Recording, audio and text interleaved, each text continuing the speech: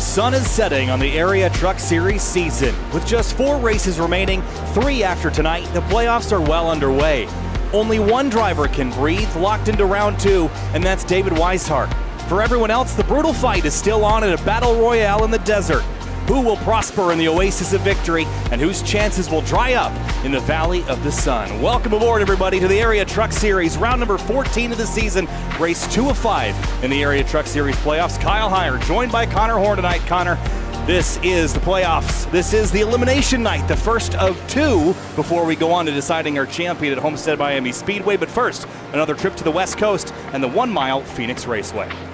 Yeah, another short track visit for the Truck Series, second to last standalone event of the season for them, and it's a big one being the cutoff race. Like you said in your intro, only driver who is safe at any point is David Weishart. He won last week at Chicagoland, and he'll be safe next Thursday, or this Thursday as well, but had a great race last week, and he gets to chill out while everyone else has to everyone else pretty much has to settle for some short track action. They might have to get their nose dirty as you look at the points coming into this round finale.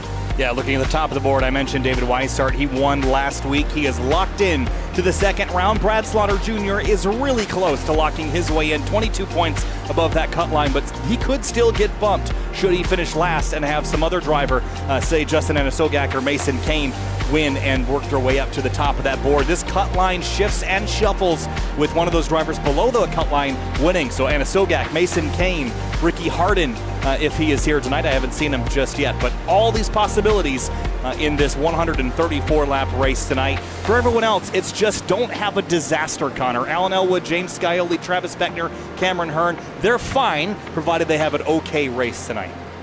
Yeah, Scioli not here last week. That is the only reason he's only 11 to the good, but one clean race. He should be good, as Harden, like you talked about, not here. He's been in the process of moving, so has not ran an area race since June. Likely won't see him tonight, and obviously we knew Michael Curran will not show up. So it's really just Anisogak and Mason Kane, 2 drivers who have been all right this season. Anisogak, the winner at Daytona.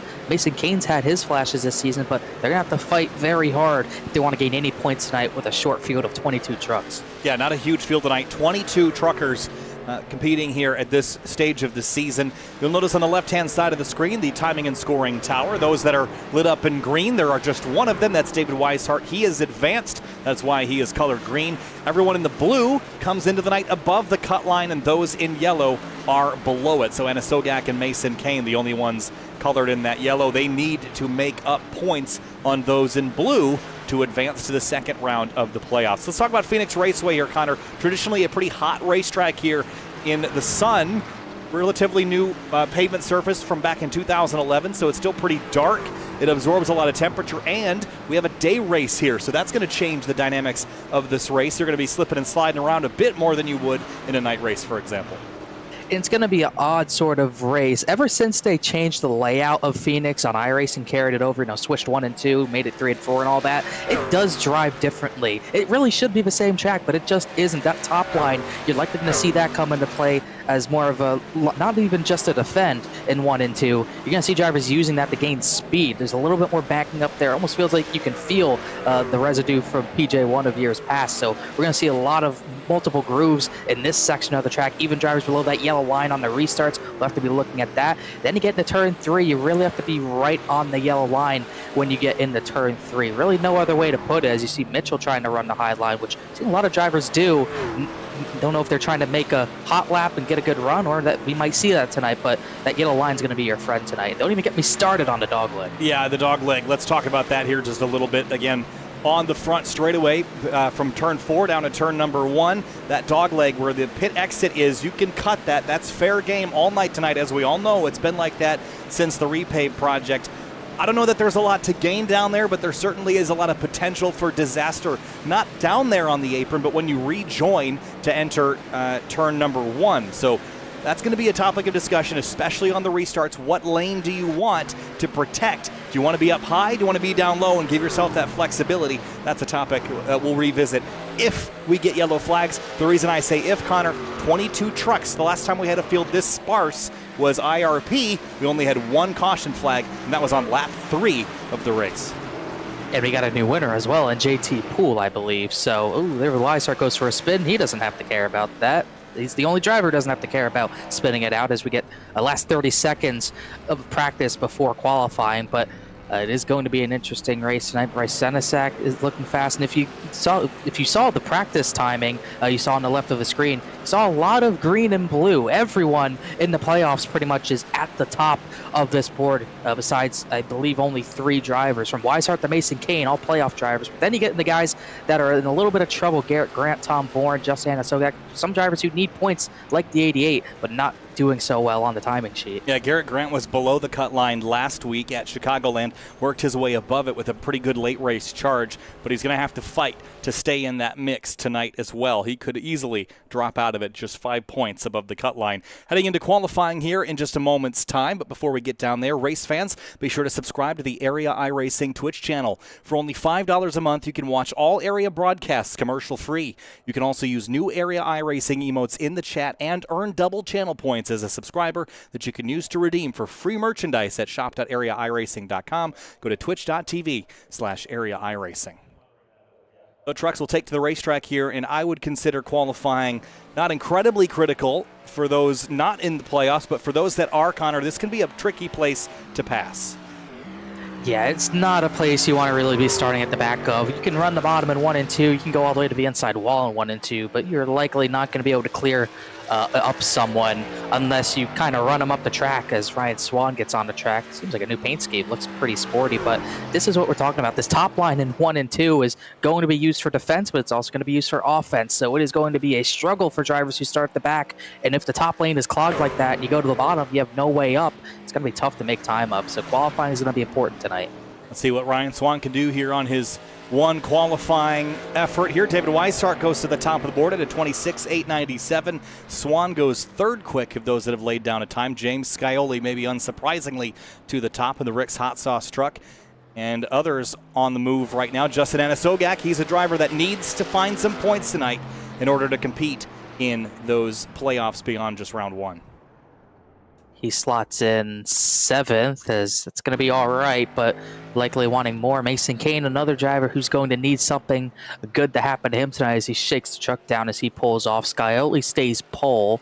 Tom Bourne 6th. Garrett Grant has gone 12th. You get only 1 lap tonight. He might not have been aware of that, so looks like the 42 truck's going to have some climbing to do, as the 26 JT Poole, I think our newest winner in truck, the newest first-time winner in area, comes on to start his lap. Off into turn 1 for JT Poole, and that number 26 right up to the outside wall in 1 and 2. Different lines we see here, depending on how comfortable you are trying to carry momentum versus just ride the bottom of the racetrack. Into turn 3, Cameron Hearn goes second fastest. And across the stripe for JT Poole, where will it land him? 26.956. That is only going to be good enough for 7th place. I think he would have liked maybe a bit better than that. Mason Kane goes 9th, almost a 27 flat as Beckner comes to start his lap. Everyone going out pretty early. There is shade along the track that we really didn't see in practice, so everyone trying to get their laps in now. Only 4 other drivers yet to put a time down as Beckner. Look at how hard he has to turn the wheel left to just use all of that dog leg. Almost hit the inside wall. Gotta look forward to that as well. If you're not paying attention and someone barely cuts off the dog leg, you could see someone nick that inside wall as Beckner goes for the lower line in turns 1 and 2. Yeah, interesting line leaving turn 4 the previous time around was way up in the outside wall, and it might have been to carry as much speed as possible. This time he's up against the yellow line on the bottom of the track, and Travis Beckner across the stripe at a 26.819. That will put him on provisional pole for now. Yeah, provisional pole for now. That could easily hold up. Got it by about 2 to 300th over Scioli, as not many other drivers have to put a time down. Josh Taylor just crossed the line. He's trying to see where he crossed the line. 11th for Josh Taylor. Solid run for him. That only leaves 2 other drivers, Eric Wineland and Bryce Senesac. Wineland is not taking the track quite yet. I don't believe he took the track at all. Yep, and Senesac's going now. Yeah, hard left turn to get down onto that apron down the front straightaway, and still plenty of time. 6 minutes remain in this qualifying session. As Senesac rolls through 1 and 2. And off down the back straightaway into turns 3 and 4. Senesac, no pressure of playoffs on his mind. All he's focused on is getting a win. A little bit loose out of 4 and across the stripe at a 27-2. They'll put him about 16th spot. Now we play the waiting game for Eric Wineland, because he is quite literally the last driver who we will see put a time down tonight. But once again, just like the practice times, look at all the playoff drivers. Top 6, all playoff drivers, one of them being Weishart locked in. Then Munsell and JT Poole, 2 drivers who are very capable of being playoff drivers. And Mason Kane down there in 10th. And I say down, but it's not really that far down the order. But compared to his competition that he has to focus on tonight, it's not the greatest of starts. Yeah, certainly not. Anna Sogak as well down in 12th place. Just some, I guess, symptoms of what the season has been like. They've been in position, but maybe not as good as everybody else. And Garrett Grant, especially down in 21st place, he has got a hole to dig himself out of. Yeah, a pretty big hole. Indeed, and it's going to be tough to do that. As a driver who has not showed speed most of the season to stay with Scioli or Cameron Hearn, Travis Beckner, but anything could happen. We got a short track. Well, you could call it a short track. That's up for debate, I suppose. But you're going to see drivers getting physical, especially with how crazy these restarts are going to be. You're going to see 3, 4, maybe even 5 wide. It's going to have to funnel down to 3 and 2 wide at some point. So you'll easily see some hurt feelings by the end of this one. Eric Wineland just kind of planning, staging maybe. Still 4 minutes, plenty of time left, but it looks like he's got some calculations going. I can't exactly see what's going on, but he's just playing the waiting game for now. And maybe waiting for a convenient cloud to come over and cool the track down, Connor, but not in any rush to get out on the racetrack, it looks like. Another driver really has no pressure other than to just go out there, have fun, and go for the win no matter what. So can't blame him for being patient. If he was looking for a cloud, he did have one, and he did not take it. As you can see, the cloud is the shade we had over the track is pretty much gone. So we'll see if he decides to go out at all. As you do have the option to press the ready button. He has not, so he clearly does want to put a lap down. Walked away. Here's a look at Dylan Lee in virtual reality tonight. Of course, JT Poole joining us again with Ricky Bobby behind him. Alan Elwood. Got a nice glass case of diecast behind him. Nice looking sim lounge. And of course, the driver locked into the playoffs the second round, David Weishart. Got a new angle from Elwood, too. Really sporting. That new angle is Weishart. Same old angle. Got Justin Munsell as well, but Munsell taking a break before we go racing tonight. Justin Munsell without the Justin Munsell. Yes. But still waiting for Wineland to make a run onto the racetrack. But for now, quiet track here as we prepare for our 134-lap race from Phoenix, the Area Truck Series, round 14 of the season. Yeah, quiet track, paging Jeff Gluck. Indeed. Yes. Yep.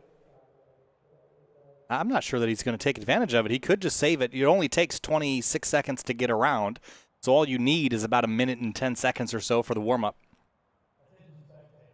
Yeah, we'll see what type of time he puts down if he does get out there. I think the track will be a little bit hotter because of the sunlight we're seeing now, but it's going to be an interesting start. We know these, leaders got to go on green and all that, so it's not like the leader's going to get a big jump. We've seen in the initial starts this season where you have these restart zones, the leader, the pole sitter, will not get away that easily, so there might be a very contested battle for the lead between Beckner and Scioli on the front row. And who knows what will happen behind him with Hearn and Weishart as Wineland finally pulls on track. Look at these points. Once again, those drivers to look at. Anna Sogak, Mason Kane below the cut line. They need something to happen. Kerhan and Ricky Harden not here tonight.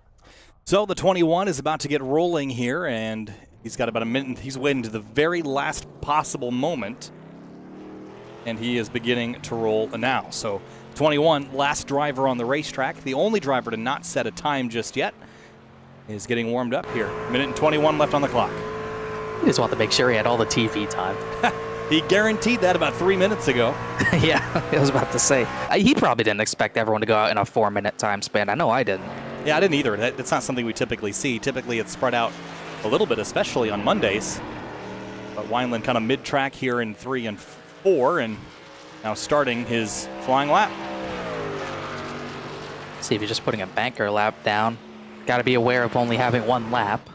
so he'll go to the bottom. I'm interested to see all the different lines we're going to see in 1 and 2. We've seen drivers against the wall, seen drivers below the yellow line in qualifying. We might actually see 5 wide. Down into turn 3 for Eric Wineland.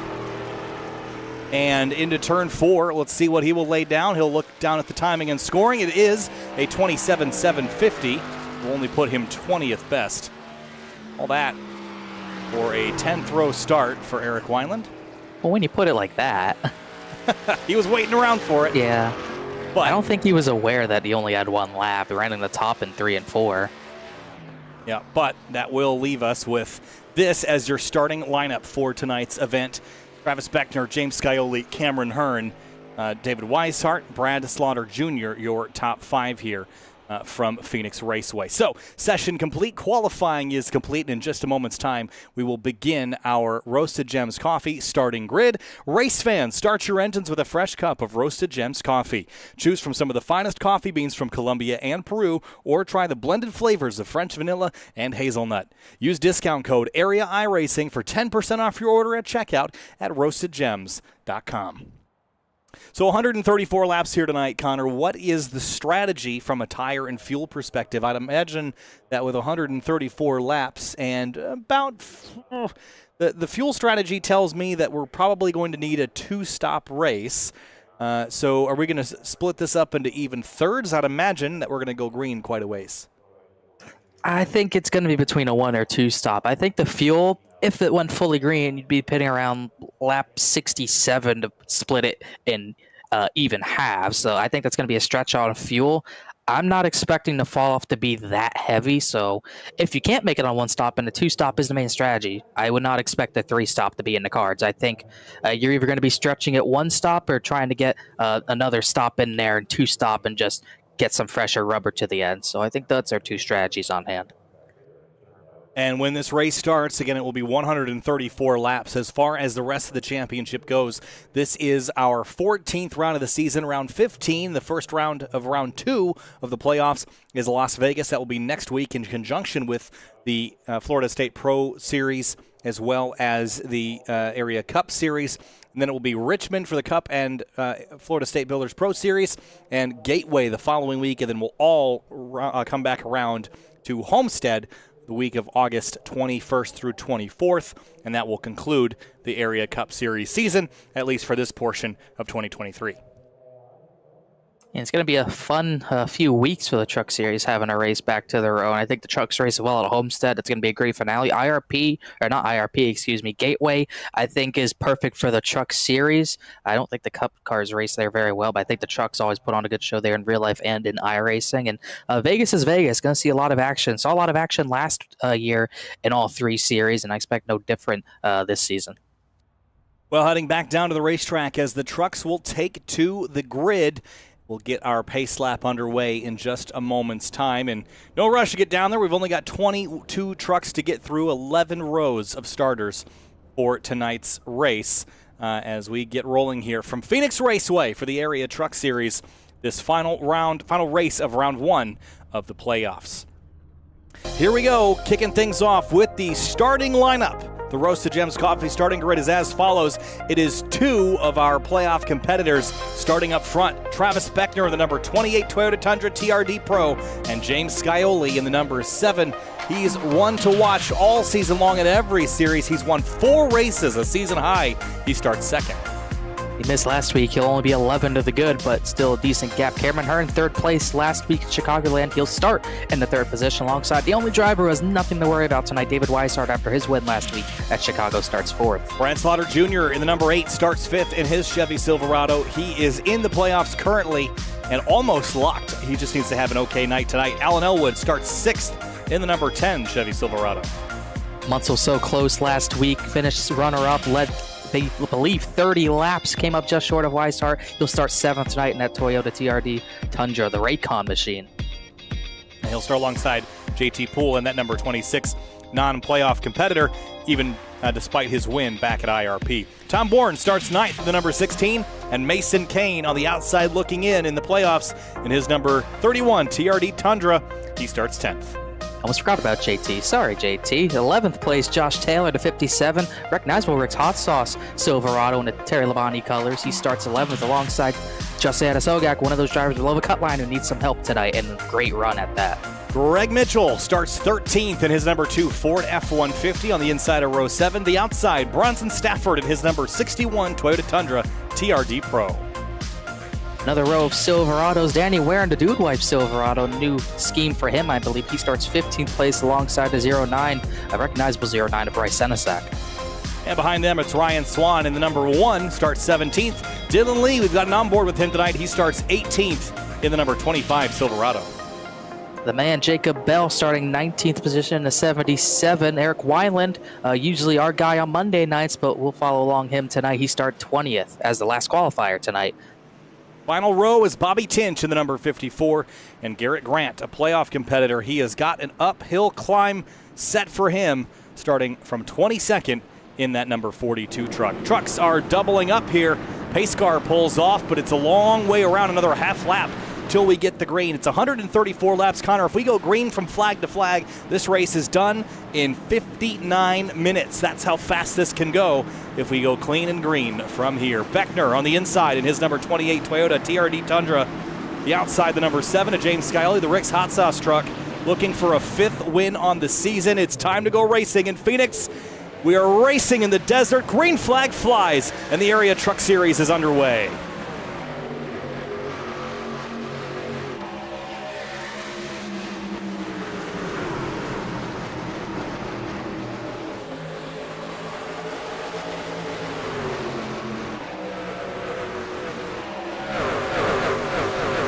Oh, spin behind him. That's Josh Taylor in the 57. He's gotten into the wall. He keeps rolling, keeps it straight. And Weishart way up on the outside. 3 wide, almost 4 across as they come down through the dogleg for the first time. Hearn got really loose off of 4. I thought he was letting everyone by, but he just got really sideways. He falls all the way back close to outside the top 10.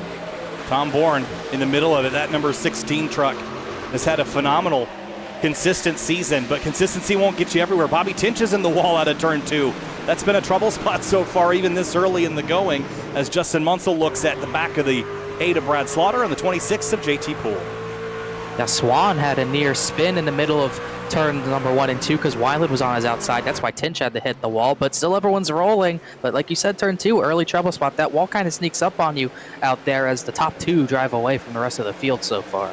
Oh, JT Poole side by side with Munsell, but there was almost contact behind him. I think it was Bronson Stafford in the 61 and the 88 of Justin Anasogak. They remain side by side as they leave turn 4. Then everybody cutting that dogleg, Connor. I've seen in the Cup Series that, you know, you can kind of stay up on that outside groove. You don't need to cut the dogleg, but here in the trucks, shorter path is the quicker one here at Phoenix. I think it's just because, wow, Cameron Hearn's way on the bottom in 1 and 2, but I think that's really because the Cup cars, you have that diffuser, you have everything going on under the car. It almost is a disadvantage to go down there because of how sideways you're going to get, but in these trucks, they take it like a champ pretty much, as you could use it completely. You can see how rough that transition is, but you really don't scrub speed while doing it, so no reason not to do it. And when everyone's doing it, you have no choice but to follow. And JT Poole still side by side with Justin Munsell. Here he is. Just out of frame, actually, as he rolls out of turn 2 and down the back straightaway. Poole on the bottom in the Ford, Munsell in the Toyota on the outside. Tinch had another moment out of 2, but he saved it once again, as this is the highest running side-by-side battle. This is still for 6th. The 6 and the 26 going for 6th, as Tom Bourne's just trying to find which way to go, as Cameron Hearn, after that slide, already back to 9th because of it, still just trying to find some grip. I mentioned Tom Bourne's incredibly consistent season. It kind of went away earlier at Chicagoland, 21st there. His worst finish came back at Atlanta. It was a 24th, but about 7 top 10s this season out of the 14. So he's had a consistent enough season to put him top 10 in the points, but that's only going to last so long. He's 7th coming into the night, Connor. You need to start pushing and getting top 5s from your top 10s instead of just kind of mired in 7th, 8th, and 9th. Yeah, you might be able to get away with top 10s in the first round. Keyword might, but next round, like you're talking about, that's not going to fly. Top 10, just fringe top 10s in the next 2 races after this one, it's probably not going to cut it to get yourself into a Final 4 unless you're James Scioli and you have all that gap to give. He's really the only driver that can get away with that. Everyone else, you need to be running at the front and competing for the win in these next 2 races and getting the finishes you deserve, or else you're just not going to have a chance to make it to Homestead.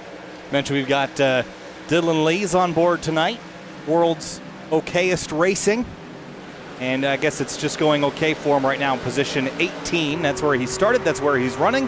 And everyone's pretty much single filed out now, Connor, which I guess is indicative of this race going green for a long time. As I say that, though, Senesac and Bell side by side. So I'm planning green flag runs, green flag pit stops if I'm in these cars right, or in these trucks right now, Connor. I'm not going to anticipate there being a lot of yellows, even if we get one soon. Yeah, I wouldn't bet on many either. And if we are going to get yellows, I wouldn't expect there to be a lot of destruction. This is a track where it's very wide at every point, so it's going to be hard to collect a bunch of trucks in one singular incident unless it happens at the perfect spot. So definitely a place where you're probably going to want to keep track position no matter what, because we're not going to see that attrition rate skyrocket, I wouldn't think. Mason Kane just had a really big internet blink, and you have to worry about that if you're Kane. Below the cut line coming into the night and struggling with internet problems. That you don't get flat tires here in iRacing, but you certainly could have your fiber get unplugged and then be stuck trackside. So that's a concern, I'd say, for the 31. It's been spotty most of the year for him, and tonight's not the night for it to finally drop out. Definitely not. The only good thing going for him is that Garrett Grant, who he came in 9 points behind, he is running 9 positions ahead of the 42. Don't know anything about tiebreakers, don't get me started on that, but they would be tied if it finished the way it did right now. So the best thing Kane can do is just try to keep consistent, because we're seeing how big a struggle it is to pass already. Garrett Grant's only made up 3 positions from the start. So if he could just keep it clean and maybe just pick some drivers off here and there, maybe through strategy, he's in a good spot right now. Greg Mitchell goes by Jacob Bell. Mitchell up 1 spot. Out front, though, it's Travis Beckner. He's led every lap so far, all 12 now that we've completed. James Scioli rides behind him about a half a second, and Beckner slamming the truck down on the apron, but finding speed here. And Beckner has won a race this season. It came back all the way back in Iowa, but there are some similarities, I'd say, between Phoenix now and Iowa then. Definitely sort of a similar, I'd say similar in the way maybe it races a little bit, but still has sort of it's kind of in the middle of an intermediate and a short track, which is what I would consider Iowa anyway. So definitely similar in that sense, and that's one of the reasons Beckner was able to go to victory lane. It's also one of the tracks Alan Noah was fast at. Yeah, I think that's kind of what I'm considering is how they kind of drive like short tracks, but are the scale of intermediates. Phoenix has always been a little bit faster than Iowa in that regard, but not wildly different by any stretch. Garrett Grant is losing a spot to Ryan Swan, and this is a red flag, I'd say, for sure. With pace that he had and not able to complete a qualifying run, and then not only not moving forward, but actively going backwards now. This is a flare in the air here on the sinking ship that is Garrett Grant's championship hopes. Yeah, he's got 2 drivers to worry about, Kane and Inesogak, and both of them are 10th and 11th. Really haven't moved much, and like you said, the issue is that he's not moving and he's now going backwards. So if he can't find speed on this run and on the coming runs in this race, if it goes green, he is going to have absolutely no chance. Wow, Tom Bourne out of turn 4, absolutely turned hard left to try to get underneath JT Poole, and that will allow Cameron Hearn to drive around the outside of him here. I'm a little bit surprised, though, to see Garrett Grant struggling with his teammate Cameron Hearn all the way up in now 8th place. Surprised they didn't maybe share some more tips and tricks here, Connor, if one driver was struggling to keep the whole team riding high. Sometimes if it's not your track, it's not your track. And that could be an issue of Grant. Maybe there's nothing Hearn can really help him with, as we're starting seeing Tom Bourne go backwards. I don't think he was trying to get under Poole. I think he just got loose on his own as Cameron Hearn starts to climb back through the field. He goes to the bottom, JT Poole, but you see that top line, we're going to be talking about it. It's so hard to make a pass work, but you got to squeeze up in front of someone to do it. JT's going to try the crossover. I think this is a losing battle. That 4 is looking good. Down a gear. Remember, these are the old H-pattern trucks, so he had to lift. Wow. And he knows he got beat. See the grimace on his face there. But you have to worry about shifting here just a little bit, Connor, because these are not the sequential gearboxes that you get in the Cup Series cars. So you have to more carefully rev match them in order to avoid getting wheel hop or upsetting the truck and the balance that it has. It's a bit more of a skill in this truck than it is in the Cup Series side, although you're dealing with slightly less RPM and also less speeds as well, but it's still something to consider. Yeah, something we're going to be seeing from, I would say, the top drivers are going to be shifting in 3 and 4. I don't know if we're going to hear it in 1 and 2 as much, just because it's a completely different corner. But definitely something we're going to have to look at. The top drivers who are likely going to be doing that is starting to see some battles heat up after it got single filed out. Mason Kane's gotten bites on board. Senesac is on the outside of Greg Mitchell. Wow, they are getting close to that turn 2 wall. Yeah, Jacob Bell got real tight to the wall at the exit of 2, and Mitchell and Senesac go side by side. Bell's got the best view of it. Wonder how different lines will emerge, if they will emerge. Is this race long enough, Connor, to where a line can rubber in and that you'd prefer a different one? Well, it's not going to be like last week. We saw that top line of Chicago was good in the daytime, but when it came to nighttime, the top line was pretty much gone. We're going to be in the daytime all race, so that top line, if it's there, it's going to stay there, and it's going to become maybe a little bit more effective as this race goes on. So I would expect there to still be 2 good lanes in 1 and 2. I think the top's going to improve, though. Turn down the track for Danny Ware in the 49, another driver that's not competing for a title. He's just in it for the wins, to the inside of Jacob Bell in that 77 in a similar boat. Top 5, though, all playoff drivers. Garrett Grant continuing to lose ground. Josh Taylor, who was in the inside wall on lap 1, is coming close to passing him. So just absolutely no pace from the 42, really struggling. Yeah, Josh Taylor, he got in that wall. We didn't get a good look at it, but don't see a ton of damage. Just that left front corner kind of folded in, and it doesn't seem to be holding him all that far back, because here comes the 2 to the outside of Jacob Bell, who's been struggling on the exit at 2, but regardless, Mitchell jams his F-150 up the outside lane and will go by him. Attempt to go by him, see how hard he can fight on the top. Turn 4 not great there on the top here, as you see Bell got a good run through the center. He's going to dive to the bottom, trying to keep some overlap on the 2 of Mitchell, but if you don't clear him back into turn 1, it's likely a losing battle. As now you can see all of them lining up on the outside of the 77. Daniel Warwick, Wineland would be next in line. Yeah, Ware is going to pick which lane he thinks is going to be the more popular one. Looks like he'll go to the outside. Try to follow the Physicus truck through. You're right, that outside line in 3 and 4 really doesn't seem to work, but the run that you build on the backstretch into 1, that's kind of the place I think you're going to gain a lot of time.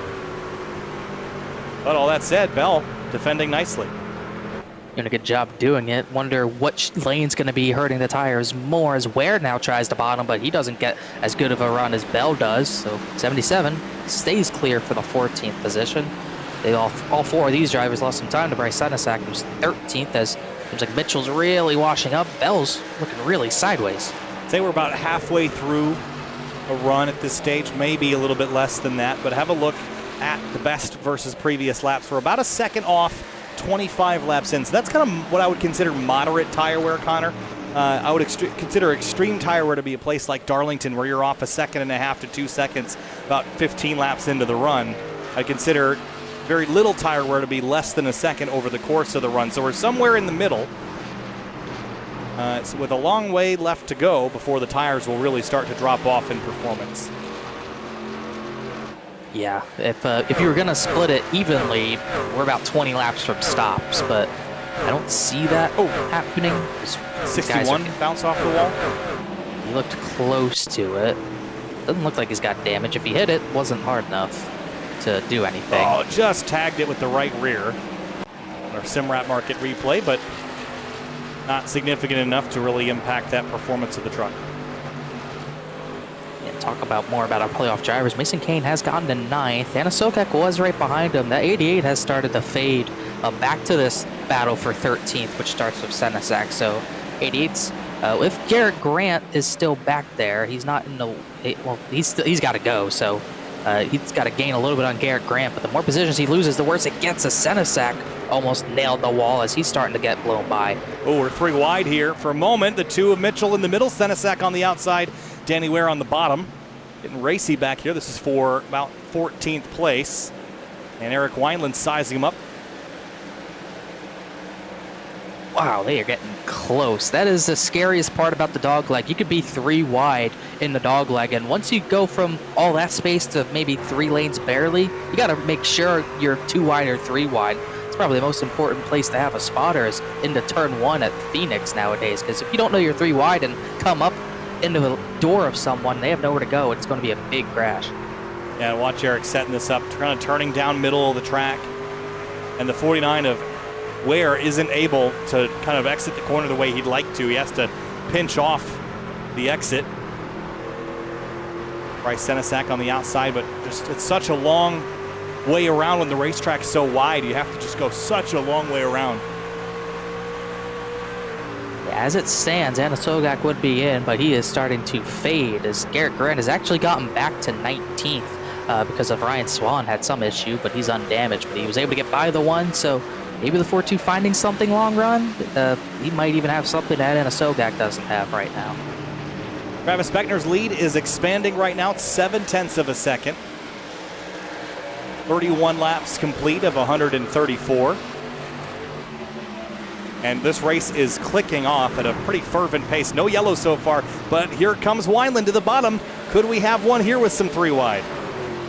Almost 3 wide. Ware gets clear of Senesac. That was incredibly tight off the corner as Senesac continues to fade. The 88's fading. Wineland's just trying to find a way to get by, but he's not able to really capitalize on anything right now as starting to see that 42 of Garrett Grant creep into the picture just right behind Dylan Lee, trying to look to his outside. Whoa, look out. That's a tight squeeze. Definitely didn't leave him a lot of space up there. Didn't want him to sneak up the outside. And Grant will have to kind of reset. And he's got to be getting frustrated, Connor. I know he knows he's capable of more than this, but as you mentioned, sometimes it's just not your track. And for Grant, he's going to have to fight this one tooth and nail. And without yellows, that's not going to help him a lot. The track's not going to give him a lot of freebies tonight, I don't think. Yeah, he's going to have to get pretty aggressive to make some of these passes as Lee really shuts the door. That or Grant just wanted to get up and maybe defend the 57. But you can see this 42's faster, but... Ooh, Lee in the wall. Grant almost hit the wall as well. It is so hard to be patient when you know it's going to be a green flag race and you have to get everything.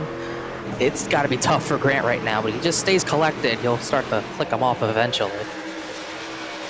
Slamming down onto the apron again. 100 laps to go next time by.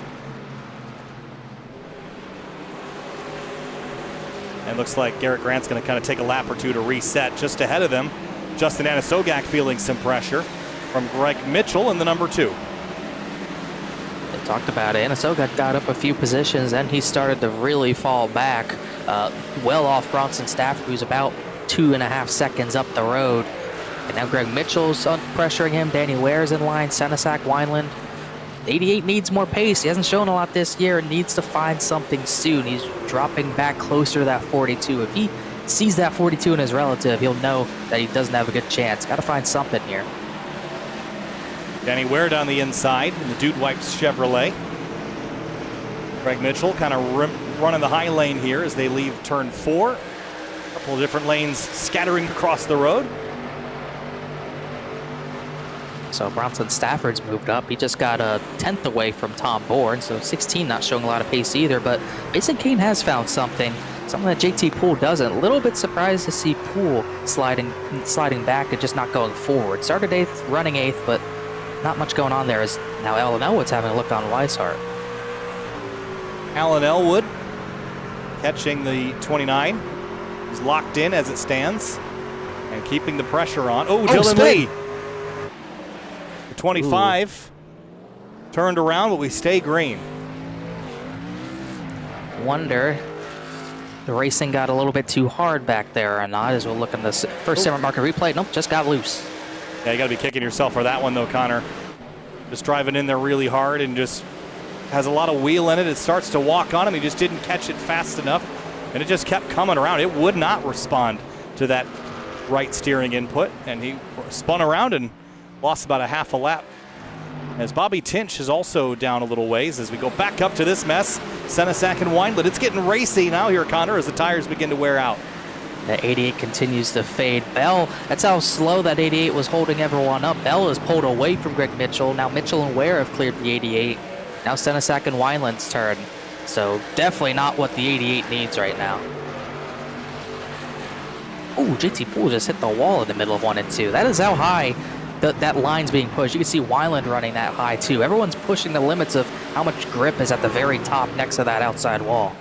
Alan Elwood trying to size up David Weishart, but kind of playing the game right now. Is there some lap traffic for Beckner? Yes, there was. They got by, I think that was Bobby Tinch, put him a lap down, but didn't hold up the 28 at all. He continues to roll. Yeah, the gap's hovered around 8-9 tenths over Scioli right now. It's kind of shifted both ways as that battle for third continues. Elwood just doesn't have enough to really get close to the 29 yet, as everything else is pretty much spread out besides that battle for 13th and 15th, as that 88 starts to lose even more positions. And now he's pinched off by the 21 of Wineland, kind of filling the bottom lane, so he can't turn hard left. Wineland takes the spot away and decisively chops across the nose and sets his sights now on the 09 of Bryce Senesac. Senesac trying to get away, but I think this 21 is just a little bit faster at this point in the run.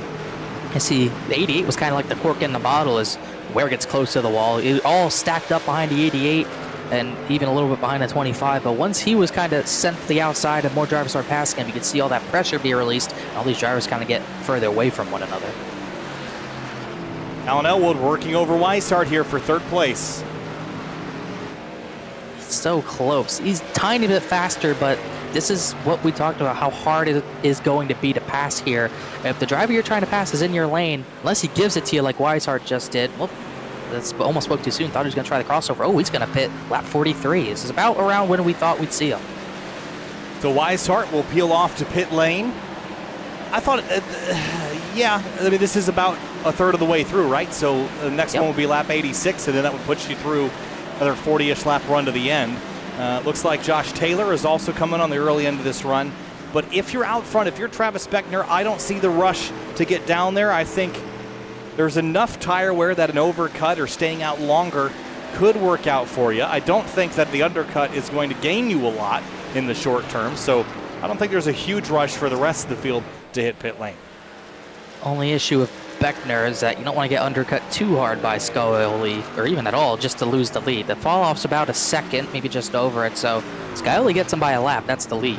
And a one lap difference won't be enough, so at this point you'll be forced to do a little bit of an overcut. So got to be careful not lose too much track position by going too far on your run as Dylan Lee comes down. No other front runners have come down just yet. Well, it looks like Bronson Stafford's going to peel off the back run from 9th as Weishart gets sent right back into the middle of a 3-wide scenario into traffic. So maybe not going to use the best of his tires having to deal with this.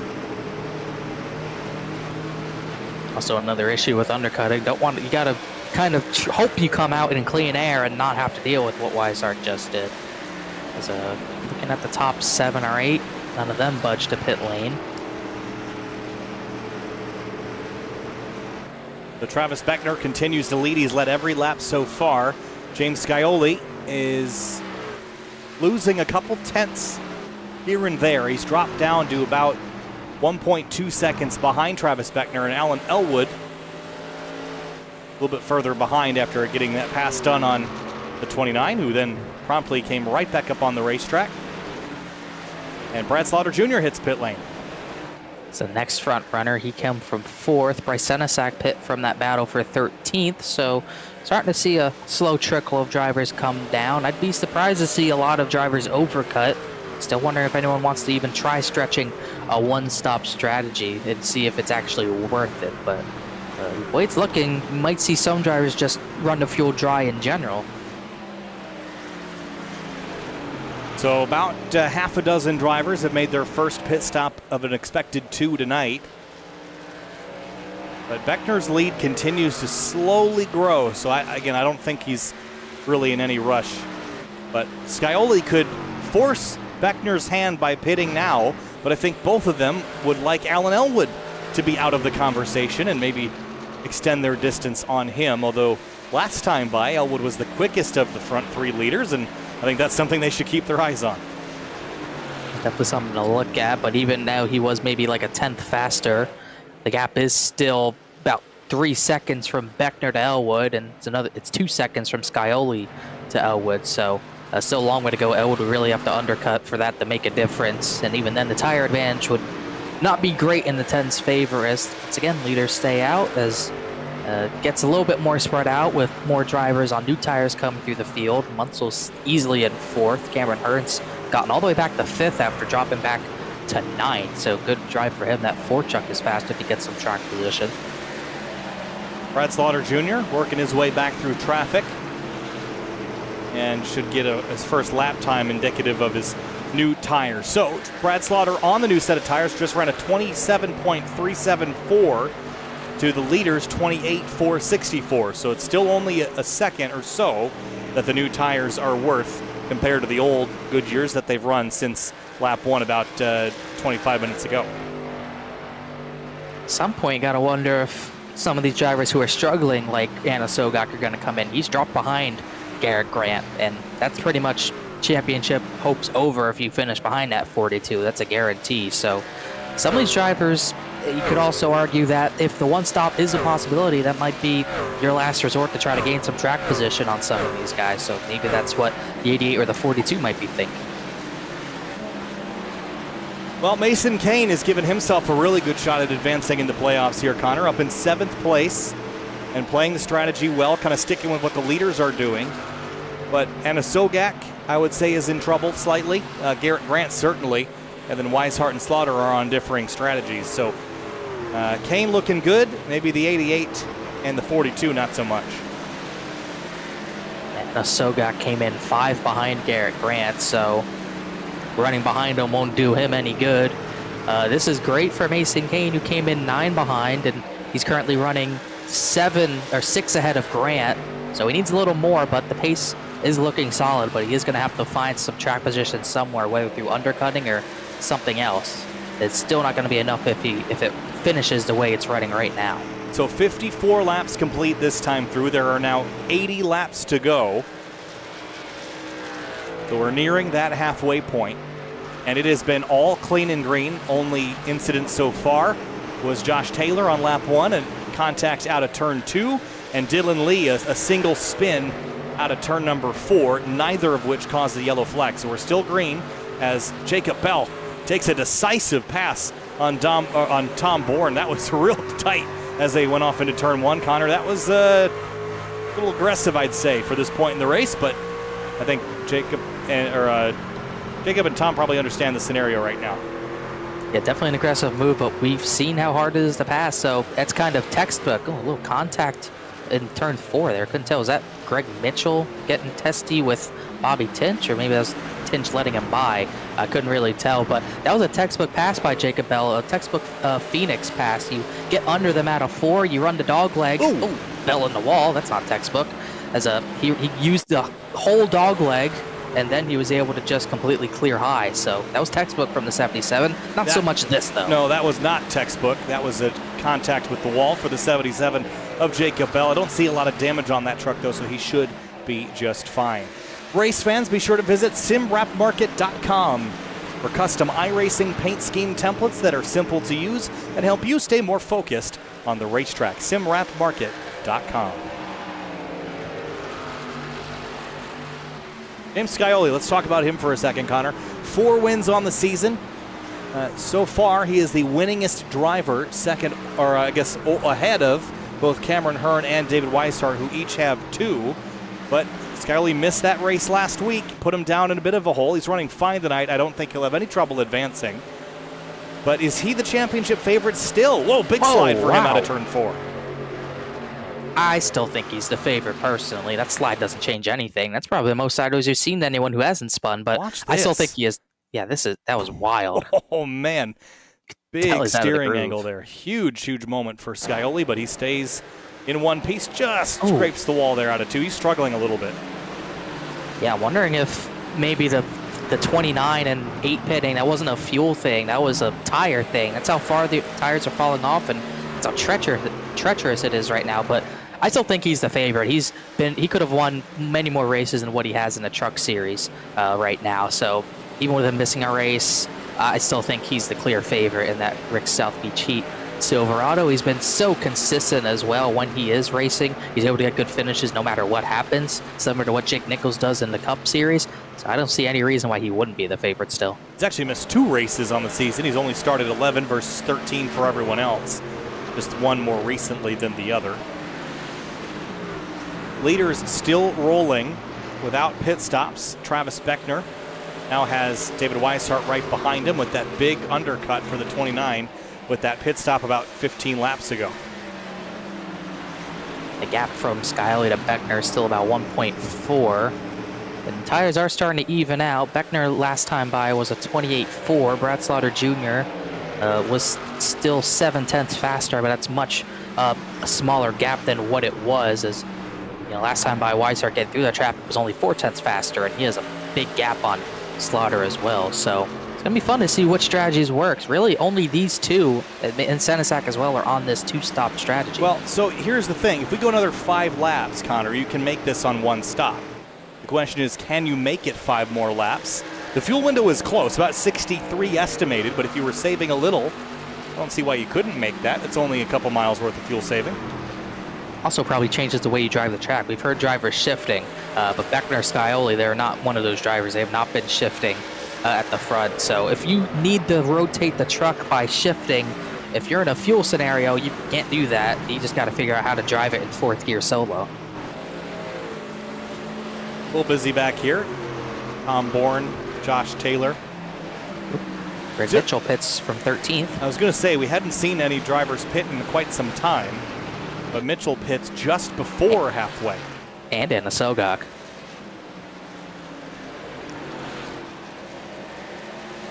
Because, yeah, correct me if I'm wrong, but that would be a 67-lap halfway marker.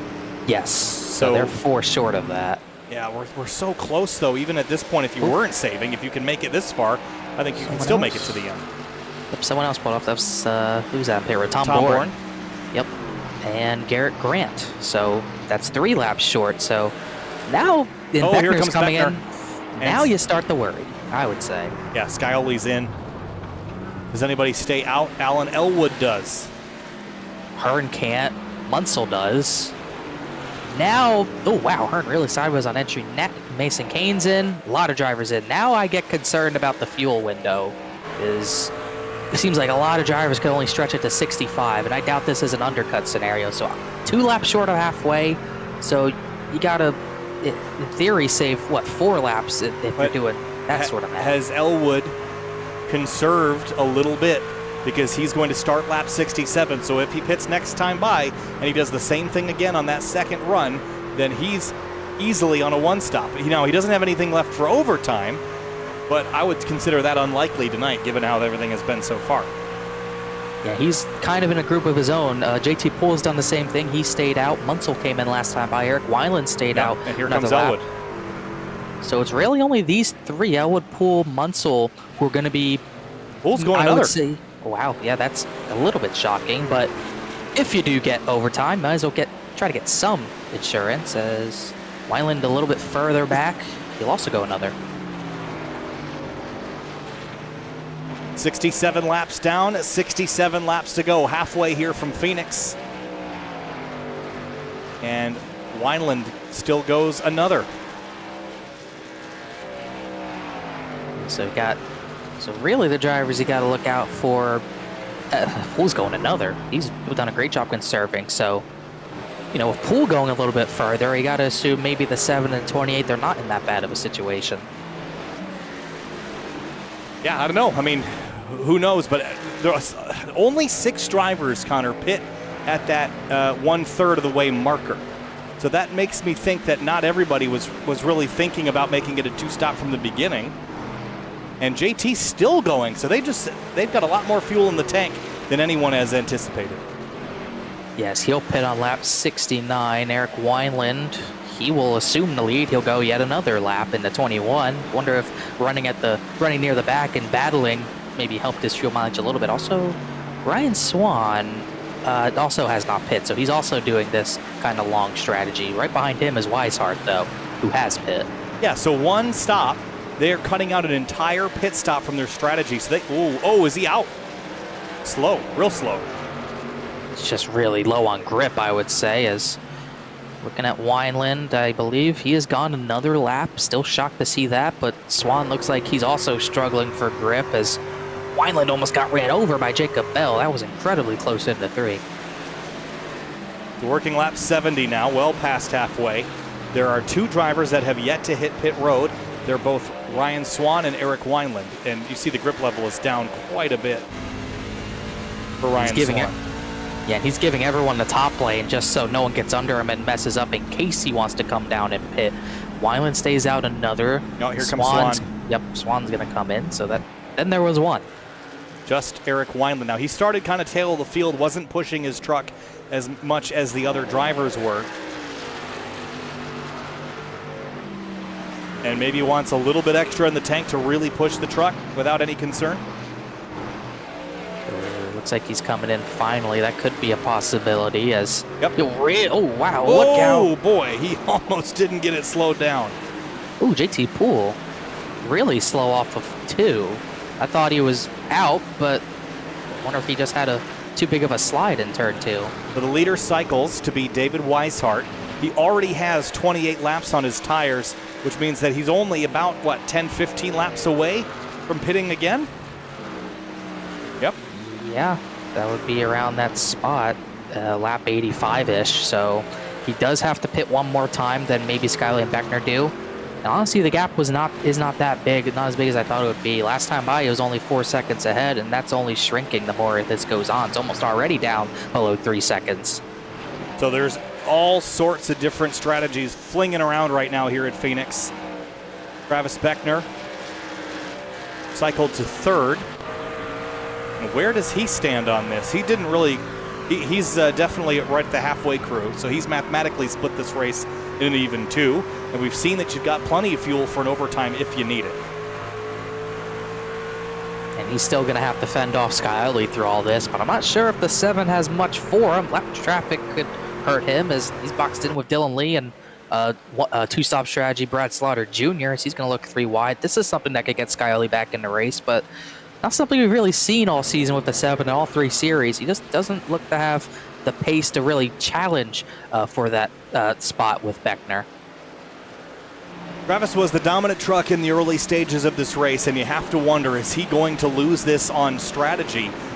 He played the most conservative strategy that you can possibly do, which is if you're leading, just pit right down the middle, make it a 2-run race. But is someone going to outsmart him by doing one of these extremes, by pitting twice or by staying out a lot longer and pitting just once? I think it's still yet to be determined, but I like Travis's strategy. It's not that I don't. I just think that there might be some other drivers that have thought quite a lot about this to play that very specific non-mathematical strategy. The thing about Beckner's strategy is that Weishart gained time on the 28 because he had a lot more laps with Beckner on old tires and himself on new tires. Beckner is going to be on fresher tires than the 29 for a much lower amount of time. So that's something that would probably factor into which strategy wins out. Just the amount of time you have fresh rubber over your competition. Mason Kane still clinging to championship hopes by running inside the top 10. As I say that, blinks out and is back in. Just past Bryce Senesac, who's another two-stopper. As he's starting to fade, Jacob Bell is trying to follow Kane through. He's been faster the last few laps, but if you're Mason Kane, you're going to block the heck out of that 77 because he likely doesn't know what the point situation is. He's just trying to keep everything he possibly can. And one thing that could help him is if the 2-stop strategy does not work out, that's 2 positions, or even 3 positions maybe, that could help him right there. For the lead, here comes Travis Beckner past David Weishart. Weishart tries to cross him over, goes back to the quarter panel, but will not redeem the lead. So moves Travis Beckner back to the top. And Weishart's about 5 laps away from making his final pit stop of the night. Beckner, in theory, is done pitting. As is Scioli. He'll come for second with not much of a battle from the 29. As yes, use all the pavement down there as close to that pit wall as you can get. Clear high, classic Phoenix move as he still tries to close in on that 28. He has closed in. It's under 8/10 last time by, but still haven't seen Scioli really have a shot at the 28 yet. And this is a strategy that Weishart could play. This is a risky call, this 2-stop strategy. It requires you to be really fast that final run. However, he's locked in. He doesn't have to worry about making the playoffs for next week. He's already in. These other drivers need to be a little bit concerned about making a big strategy mistake. And so that's why you might see Beckner playing something more conservative than a driver who's got really nothing to worry about tonight. Yeah, this is really no surprise. Really no surprise to see Weishart try this. Nothing to lose. Might as well go with the alternate strategy, and that's exactly what he's done. And he's not that much slower than Beckner, but it is enough to the point where it's going to be tough for him to do this and gain this time back in 50-ish laps. But I commend him for trying it. No reason not to, in his point of view. And we know he could pit now and be done. Got plenty of fuel in the tank if we were to pit now. Bobby Tinch, by the way, on pit lane, and looks like he has retired his truck in that number 54. Mark's the only driver we've seen do that so far tonight. Everyone else still running, and 19 rather of the 22 that started are on the lead lap.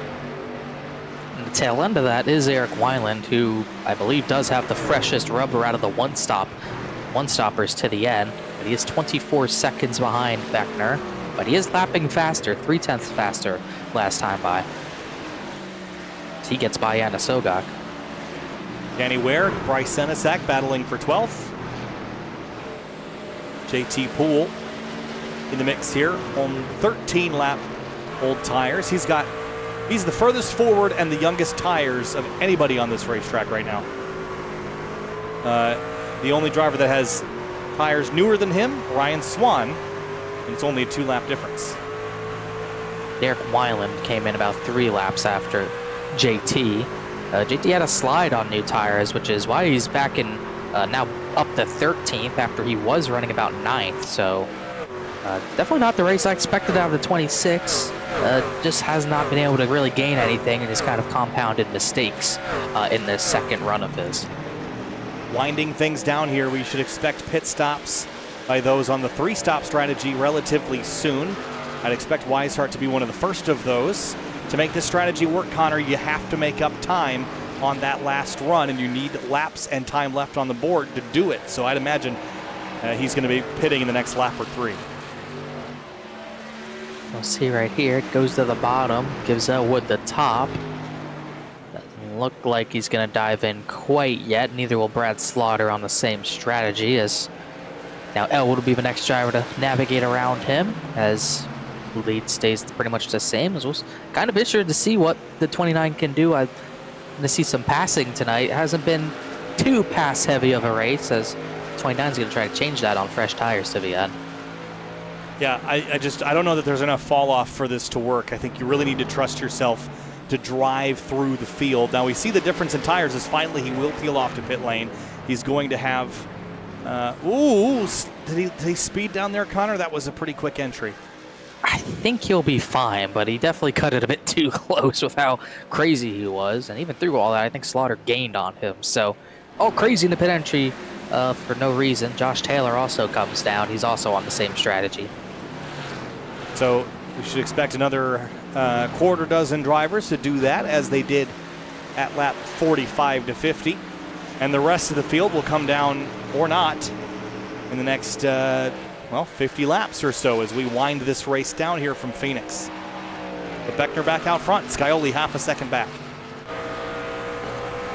There's still battles throughout this field. We got 2 battles in one right now. I got Dylan Lee battling with, trying to see, that was Ryan Swan for 19th. And then the battle behind them is actually for 4th with Cameron Hearn and Justin Munsell. These two have found each other once again after finding each other last week at Chicagoland. And they've got some traffic ahead of them as well. Kind of spice things up here a little bit. And they're in their own battle, so look out.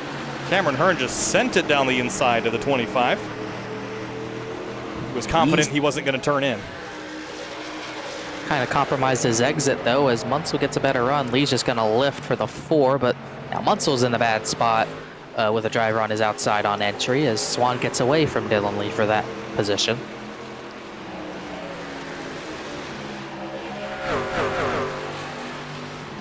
.44 laps to go this time by. And Scioli, by the way, on the same strategy as Beckner, gained about 0.7 of a second through all that. Whether it was coming out of the pits or just now, I'm not sure, but they're basically back running the same lap times as they were before, almost identical to each other, but this time Scioli's a touch closer. Yeah, this is really the closest we've seen Scioli since the early stages of the first run, so maybe he has found something, or maybe he's just been saving something that he knew he had. But gap is definitely coming down. Kind of stayed the same, identical laps last time by, but he's definitely closing in, as these two are kind of in a league of their own as far as this strategy goes. Elwood is another driver on the strategy. He's 4 seconds back now. He's lost time. Yeah, they're kind of the only people in this zip code, right? One empty country road. Alan Elwood's 3 seconds back with 2 lap fresher tires. He is about a half a tenth a lap quicker, but that's not going to translate to much by the end of the run. So really the question becomes, is anybody playing that other strategy going to run them back down? Where did the 29 come out? He's still a lap down in a long, he has to make up a lap and a half, Connor. I just don't see that happening. Second faster last time by, but that gap is going to even out. This is not one of those tracks where the fall off is continuous. It kind of does flatline at a certain point. Beckner, the very first run he did, he started running 28.3s, 28.4s about lap 31, and then he kind of stayed in that range to the very end of that run. So once it falls off to a certain point, it stays there as Scioli's closed in a little bit more. So the evening out, it's going to happen quicker than it would at most tracks. And that's the one thing against Weishart. He's going to basically need about 40 laps consecutively where he's making up a second of time, and that's just not likely. I mean, big swings for a driver that doesn't really need to worry about much, already being locked in, but everyone that followed him is kind of in trouble.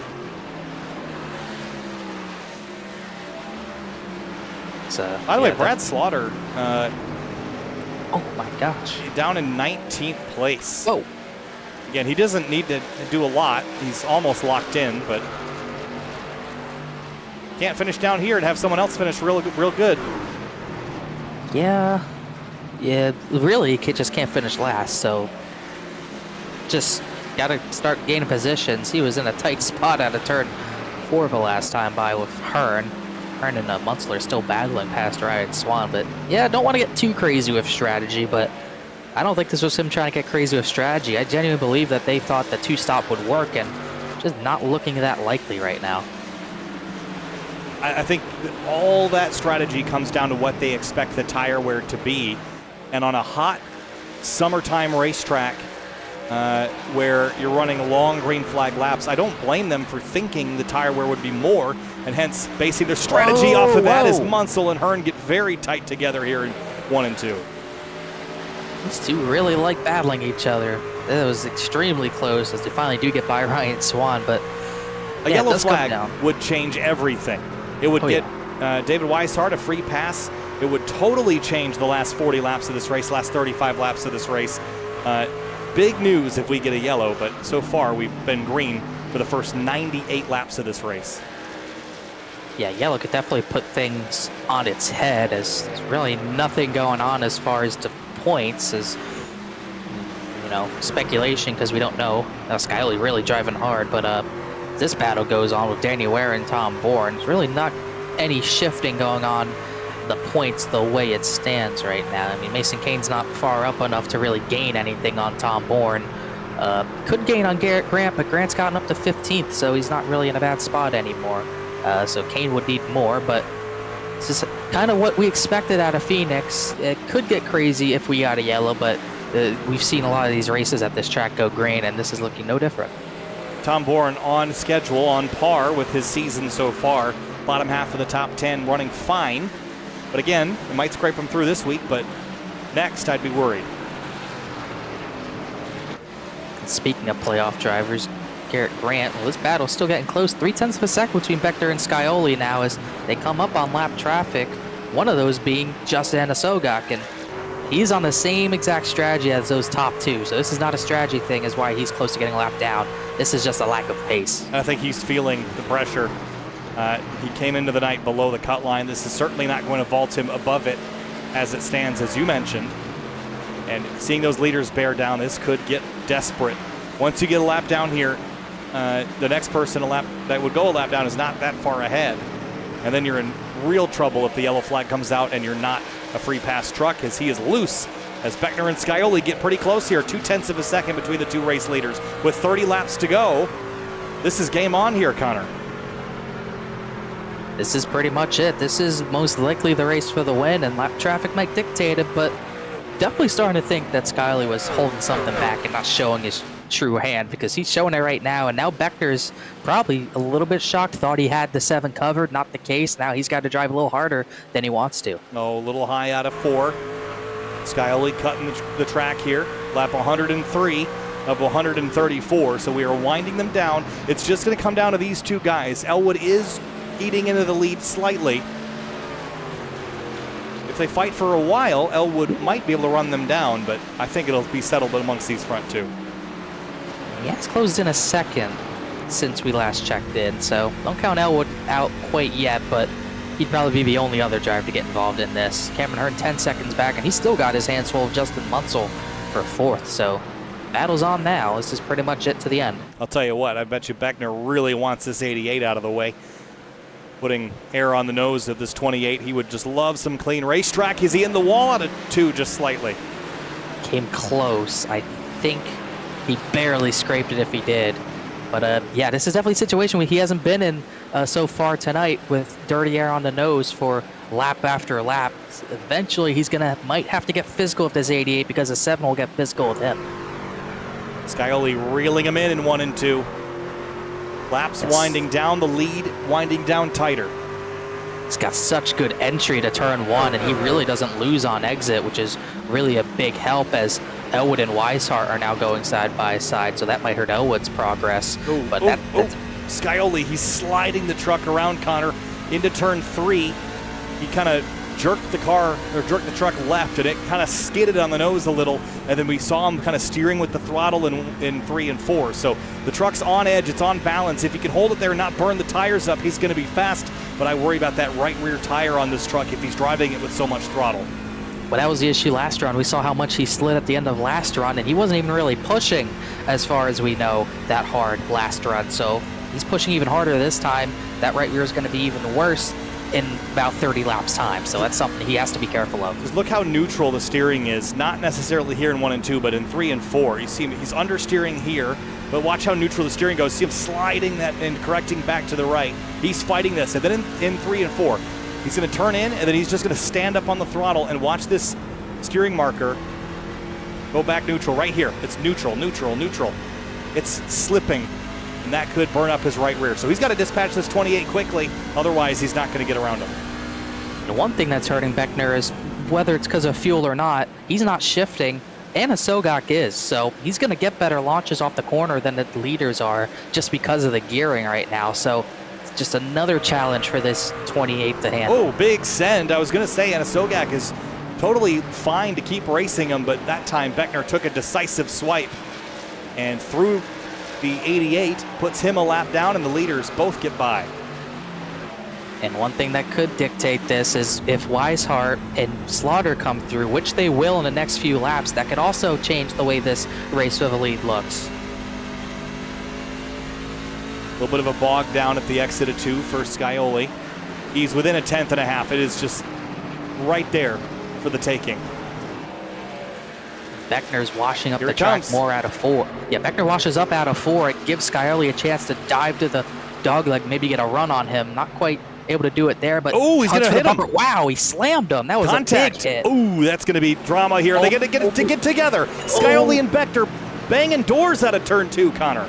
Yeah, Beckner's not happy with that. Not surprised. That was a big slam from Skyoli. He's going to drive it in again. They made more contact. Oh, this is going to get ugly here. Beckner to the back of Skyoli. He hits him again. Battle is on. 24 laps to go. Skyoli doesn't have the points to be dealing with this. Neither does Beckner. You can't take both of yourselves out here. Oh, he's going to. More contact. Here comes Weishart to the bottom. And that's going to likely end the battle unless Beckner wants to really get in a bad spot with shoving it into the corner to get to the 7. There he goes. There it is. Oh, he's going to send. Wow. Oh, he hit Skyoli just enough to knock him up the track, but not get him sideways. I don't think he's done, but that's pretty blatant what went down there. This is exactly what Alan Elwood wants. He's within 1.2 seconds. You're precisely right. Slightly better tires, and he's not involved in this drama, but can Skyoli drive away from Beckner? That's the only power he's got left. And he puts a gap on him in 1 and 2 that time. He better get away because Beckner's seeing red. But what's really going to end this battle is the 29 getting by. Beckner's still hunting for the bumper, but I think Weishart's going to end this battle when he gets by the 28. Not enough tire. And you know what surprised me is we have not seen that level of aggression out of Scioli in a long time. He didn't wait. He didn't try it. He just went down there and knocked him in the rear bumper. It's just not something we've seen Scioli do. Not that he's not allowed to do that. It's just not something that's typical. And I think it caught Beckner by surprise, too. I think it did as well, and I wasn't really surprised by Beckner's rebuttal at all. No. I think that was fully warranted. But yeah, you're absolutely right. Not used to seeing the 7 get elbows out like that, because usually he really doesn't need to. Maybe he felt the need that's the only way he was going to make that pass, and what's done is done. And bottom line, he's pulling away now as Beckner is really holding up Weishart and Slaughter. This is not what they wanted for their strategy. Yes, this battle for 4th is still going on.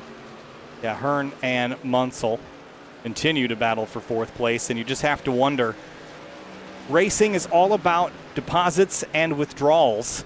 And right there is Beckner making a deposit and running out of energy to take a withdrawal. But I think later in the season, if he stays in the playoffs or even if he gets knocked out later, could this moment come back to bite Scioli? Will he remember it as a pivotal moment in the playoffs? If I know Travis Beckner, that's an easy yes. He will, regardless of if he's out of the picture. They could both be out of the picture. One could be in, one could be out. But he hit the wall on entry there. They could both be in Homestead competing for this title, but Beckner will remember that no matter what the scenario is. He, from his point of view and pretty much how it went down, he got slammed. He got completely driven through by Scioli there with really no warning shots. The rule, 1 bump, I'm there, 2 bumps, you're in the way, 3 bumps, you're out. No, that was square it up. Just, I'm slamming you out of the way and I'm going. There are Scioli. 2 organisms on planet Earth that have the longest memories. One of them is an elephant. The other is a racing driver. And for Travis Beckner, yeah, I think you're right. I think he's going to remember that. But Scioli, all he's trying to do is add to his win total and keep padding that advantage and try to keep Alan Elwood behind him in the closing moments here. Elwood in that number 10 closing up. Although Scioli was actually quicker than everybody on the racetrack last time by. Yeah, Elwood really benefited from that battle, but now he's stuck because he's directly behind Weishart and Slaughter, who have not been able to really go. The tires have evened out already, and Beckner's there as well. So Elwood needed more to happen. He needed to really gain a position out of that, but he hasn't been able to do so as Senesac pit. He was a one-stopper. No, he was. Yes, he was a one-stopper, but he's pit very late. 16 laps to go. And Beckner continues to duel with Weishart. I wonder if Weishart is going to run out of patience here. He's not the first truck 1 lap down. He's through, so he doesn't have a lot to worry about. But if we're thinking about big picture here, Connor, does he need to upset the 28 to get a better finish when he knows he's moving on to the playoffs next week regardless? Well, we'll see how they race each other. I think Weishart doesn't have a reason to really hit him, but, you could argue Beckner is holding him up here from his strategy. As he's going to hunt for the right rear. He's going to get to his outside. Ooh, they might have hit. That was close. Maybe some net code, but didn't see any contact here. But now on the long way around it, turns 3 and 4. This should allow Weishart by with a significant tire advantage past Travis Beckner, who is still 2nd place, but definitely running out of tire. We'll say this. The last thing James Scioli wants to see is that caution flag. Yeah, yellow flag might as well be a retirement flag for that number 7. Yes. And I was about to say the same thing. If we get a yellow flag, James Scioli is not finishing this race in the top 5. I would almost guarantee something would happen. That is the last thing he needs to see, but thankfully for him, it is pretty spread out. Battle for 4th still going on. Munsell has a good run this time, but he just has not been able to get any overlap on Cameron Hearn. He's been here, 50 laps? Just hasn't been able to do it. And props to these guys for racing clean. I know they had some late race fight last week, and they continue to find each other on the racetrack, but do it in a clean way, which is always exciting, instead of just running into each other and Slam bam, thank you ma'am. They're having to actually use some racecraft here. And for 4th and 5th, I'd say this is a fight worth fighting. Both of them, well, Munsel's not in the playoffs, but racing Cameron Hearn very cleanly, despite them having very different goals in this race. It shows how tough that top line is in 1 and 2. You know, thinking about it, kind of surprising Beckner never tried to defend up there, but at the same time, he didn't get a chance to. But that top line's so dominant if you're able to run it correctly, like Cameron Hearn's been able to do all race. As one playoff driver who's pretty good, which is Hearn. Garrett Grant, not in a great spot, but with Van Sogak having issues and Mason Kane was just too far back points-wise, might be able to survive. Yeah, Garrett Grant salvaging the night, absolutely. Remember where he was running in the first run? 19th. And it wasn't because he had spun out or had an issue. He was 19th on pace, but now he's up into 12th place, salvaging the night. And this, I'm not sure how it's going to pan out. It came into the night above the cut line, Connor. Mason Kane might shuffle things around here, but so far, so good for Garrett Grant this late in the race with only 10 laps remaining. Yeah, it looks like he might be able to just get away and into the second round as maybe we see another spicy battle. Elwood is all over the bumper of the 28 of Beckner. No contact yet, but you could tell that 10's a little bit faster. Yeah, he's been faster the last couple of laps. Beckner just trying to stop the bleeding at this point. Different lines in 1 and 2. Elwood going for that long way around to carry some momentum up onto the back straightaway, and he's going to have a run down here. Will Beckner defend? He will not. He'll allow Elwood down the inside. Oh, almost boy. a touch, there wasn't quite. Beckner is fine with forcing him the short way around because it's really the tough way around. So as long as Elwood doesn't get to his right rear, I think it's going to be hard for the 28 to get past here without contact. Look at Bryce Senesac, fresh tires, trying to swing around the outside of both of them. Big slide for the 10. Kicked out the rear deck lid of that thing a couple of feet.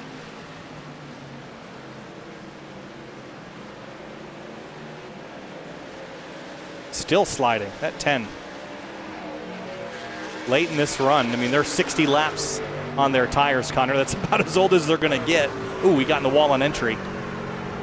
It's going to hurt his run. Funny enough, of these two battling, they were still pretty much at the same pace as Scioli was. It's really because Scioli's still... That was a much bigger hit. Oh, yeah. I don't think it's going to get too damaged, but definitely going to lose momentum and lose a chance at battling longer. Yeah, that was a big enough hit. I could see that affecting the handling, knocking out the toe. Back to Hearn and Munsell, still fighting. Yeah, these two still fighting. Bell, haven't talked about some of these drivers since the second run start. Jacob Bell's in 6th, great run for him. Mason Kane in 7th, might just come up a bit short points-wise though. Ware's in 8th. And then JT Poole back up to 9th. Wineland, he was the latest pit of the one-stoppers. He's gotten into the top 10 on that strategy, so good on him. And as for the two-stoppers, the best runner is Brad Slaughter Jr. back in 14th, so that did not pan out the way that I think they thought. But again, Brad Slaughter was pretty safe on points. He'll be fine. 5 laps to go, coming to 4. James Scioli leads by 2 seconds over Travis Beckner and Alan Elwood. And Elwood, I think, might have sacrificed a little bit of right front body work, but might give it one more go here at the 28. We'll definitely have one more go. Just not sure if he's willing to get as physical for this position because, you know, no real stakes when you're battling for a second as playoff drivers. They're both easily good in on points as long as nothing happens. Winding down the opportunities and no other close battles. I don't think there's anything that could spiral into a yellow flag, Connor, but I've said that before and I've always been surprised. I'd say if the 7 and 28 were 2 seconds closer, that would be a lie, but not quite. Scioli, like you said, I think he just wasn't showing his hand, and he's just been able to rocket away from the 28 this run. Hearn has finally cleared Justin Munsell for more than a lap as Scioli picks up 2 laps to go here in the number 7. It's wild the pace the leaders have been putting down as well. Only 14 drivers on the lead lap, and majority of them are 20 seconds back of Scioli right now. JT Poole's 9th. He's 21 seconds back. So the pace these leaders have put down tonight has been exceptionally fast, and the long run helps that as well. White flag, a mile left for James Scioli in the number 7. Leads over Travis Beckner, and I don't think Alan Elwood's going to get there. Plenty of lap traffic in the way. But for James Scioli, 4 wins on the season. He's missed 2 rounds, and including last week, put himself in a bit of a hole for the title fight. But not only will he be fighting and contending at least in round 2 of the playoffs, he will notch a 5th victory on his belt. James Scioli, for the first time since Mosport in June, he wins at Phoenix. Travis Beckner, 2nd place. Elwood, 3rd. So Greg Mitchell must have ran out. He's coasting around turn 4. Mason Kane did a nice job, 5th of the playoff competitors, but is it going to be enough? Yeah, we'll have to see. It's close. He gave it everything. That, you know, how hard it was to pass. It was a tough night to not start at the front. As Beckner and Scioli kind of got together down the back after the checkered flag. Is sure he's not happy, but at the end of the day, get some short track racing here and there. Scioli's going to celebrate in victory lane. Yeah, here's a look at it. A little bit of a disagreement. Just a little bit. More of and that swerve is like a, I'll remember that swerve. As a 28 speeds down pit lane to get to his stall. The 7 gets to do burnouts for the 5th time this season. It'll be an uncomfortable broadcast staging room, I can tell you that, with those two. But let's have a look at our race results as we wait to talk to those drivers. James Scioli, your winner, his 5th of the season. Beckner, Elwood, Hearn, the playoff drivers 2nd through 4th, and Justin Munsell. Great racing, have to point out his strong run against Cameron Hearn. Nice clean racing for 4th all night. Yeah, that was a great race. Munsell tried. He just could not get by the 4. So great defense from Cameron Hearn. The 4 finishes 4th. Dylan Lee's found himself in front of Scioli, but Mason Kane 7th. He gave it everything he could. Was it enough? We'll have to see. But then you got some of the playoff drivers back here, like Slaughter and Bourne. They'll likely be fine. Garrett Grant's going to be right on the cusp. Weishart was all good, just not the right strategy. And Anna Sogak, definitely not what he needed tonight. No, not what he needed. Only 15th best. As for Dylan Lee and Bobby Tinch, not great races for those 2 drivers. Bobby Tinch, the only driver that did not finish tonight's race. Alan Elwood finished in 3rd place in the number 10. He joins us now here in the booth. Alan, good battle there with Beckner at the end. Had some good pace. Probably needed a restart or 3 maybe to give yourself a good shot at running down Scioli too. But a nice clean race from flag to flag. No yellows tonight. Take us through your race. It was pretty good. I'm kind of getting tired of 2nd, 3rd. I like to win one of these days. I felt like I had the pace to be the winner tonight, but the circumstances at the end just didn't work out. I was catching them. I had the pace to win there at the end, and those 2 in front kind of got into each other and were battling. And I thought, here's my chance. And then a couple guys on newer tires came up, and between that and then Beckner racing hard for 2nd. He raced hard on lap 1 for 18th. He doesn't know any better. So all in all, we'll take 3rd. This type of performance isn't going to win you a championship, so it's kind of disappointing. You feel like you want to do better. So we got a couple more weeks to try to work on it, and yeah, we'll go from there. Big picture for Alan Elwood in the number 10. Alan, 3rd place tonight. We'll see you next week at Las Vegas. Thanks, guys. And move on now to our 2nd place runner. It was Travis Beckner in the number 28 Calusa Pines Toyota Tundra TRD Pro. As far as your night, Travis, you started on the pole and you led 95 laps, but weren't able to lock up the victory with, we were surprised by the contact from James Scioli. I bet you were as well. Take us through that scrap you had with the 7 at the end. Well, he did what he had to do, so I got that one stored in the memory bank for later on this season if I have to use my bumper. But, I've drove him with the utmost respect all season long, and I see how he wants to do that. So, I only use my bumper when I get used up, and everybody seems to think that I use my bumper all the time. So, are you surprised? For me, it's not something that we're used to seeing Scioli do, at least not recently. So, did it take you by surprise when he hit you, or were you kind of expecting it? I was kind of expecting it. I mean, he's done it before, so Not really surprised, like I said, but well, at least we're locked into the next round, and hopefully we'll go for a championship later on this season. Just can't wait to get back in my Chevy Silverado next season as well. All right, Travis Beckner, second place tonight in the number 28. Travis, thanks for chatting. Yeah, before I go, I'd like to thank a few sponsors. I'd like to thank Calusa Pines Landscaping, Thompson Pipe Group, Rick's Hot Sauce, Celsius, Area Dot Shop, Black Buffalo, Holston River Machine, BG Creative, Huckett Films, everybody at Miller Racing, and y'all taking the time out of your day to come broadcast this race. I mean, I had fun. He did what he had to do to get the win. So, yeah. So, yeah, Travis Beckner, second place tonight in the number 28 Toyota. We'll see you next week at Las Vegas, Travis. Yep, see you. And James Scioli wins his 5th race of the season. James, we just talked to Travis, and, it took us by surprise maybe a bit when there was some front-to-rear contact, but he said that he was expecting it and that he wasn't surprised at all. What does that say about you and Travis going forward here in these playoffs? And is there a bigger picture, or was tonight the night that it had to go down? No bigger picture for me, at least. I'm just here to race for the win, and I feel like this was a real tough setup to try and pass. We fell off to a 28.4, and we stayed there for the rest of the run. So it was real difficult to make a pass. I was behind Travis for a long time. I felt I gave him a pretty clean bump and run. I mean, I know it's kind of ironic, clean bump and run, but I felt like it was a pretty textbook. And then he was kind of trying to get into my door and tried to give it back. I mean, I would think we're even after that. I hit him. He hit me back a couple times. I think we're all good moving forward. He said it himself in the practice. He said you're gonna have to bump somebody to go for the win. So I think that I don't think there's anything really wrong with that. Might not be super popular, but I'm here to race for the win, and I'll do what it takes. James Scioli, 5th win on the season. James, congrats, and we'll see you next week at Las Vegas. You're through to the next round with that victory. We'll see you there.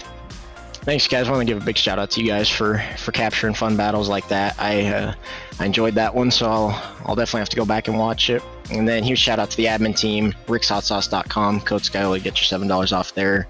Daniels Candles, Butt Kicker, Chris Sports Cards, and Matco Tools. Thanks to all them for being on the truck, and we'll try and get them on Thursday.